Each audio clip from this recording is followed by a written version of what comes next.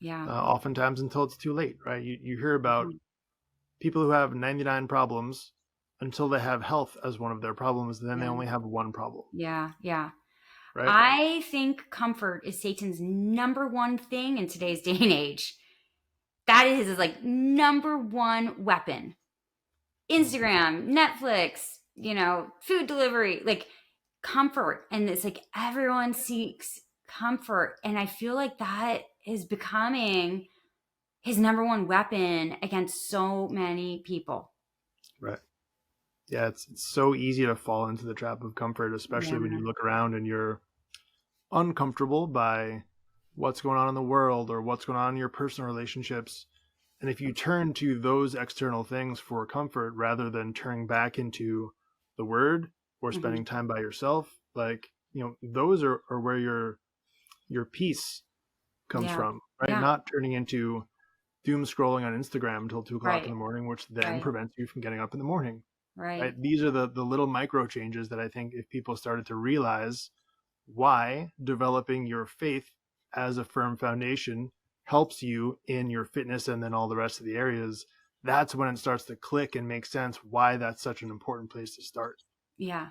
Yeah. And because I think you nailed it that when we are seeking comfort, then a lot of people will turn to food, will turn to alcohol, the scrolling, like you said, TV. They turn to something that will make them momentarily feel better, and it's replacing turning to God. And it's like if you had that strong, solid foundation first, you might not be turning to these outside sources so Right. much.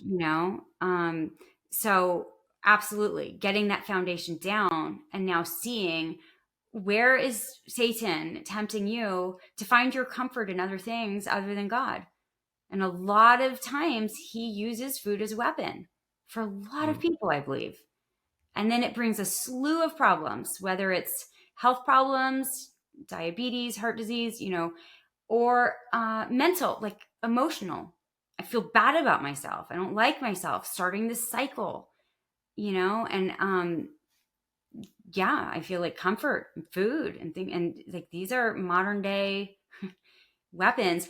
I mean, Satan's always used food as he tempted Jesus with like this is not a new weapon of his, but I feel like in today's society, it's prevalent for sure. Yeah.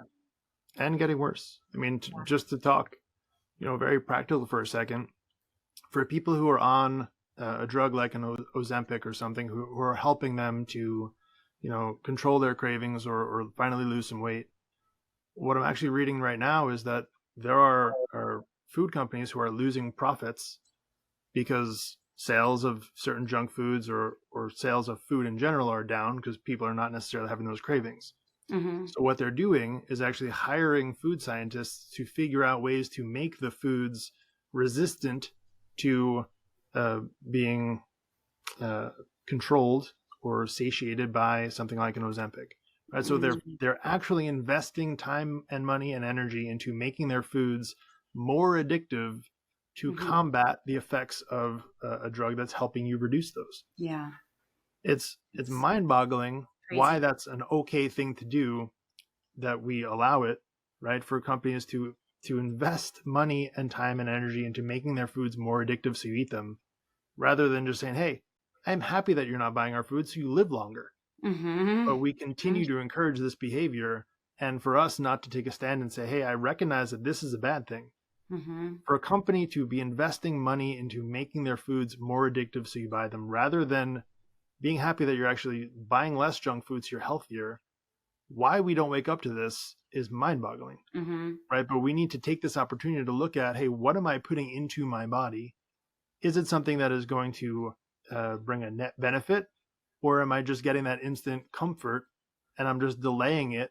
I'm going to have to pay that price eventually, Yeah, yeah, and it ain't going to get any cheaper. right. God has a design. Like he's got a design for all areas of our lives. He's got a design for marriage. He's got a design for parenting.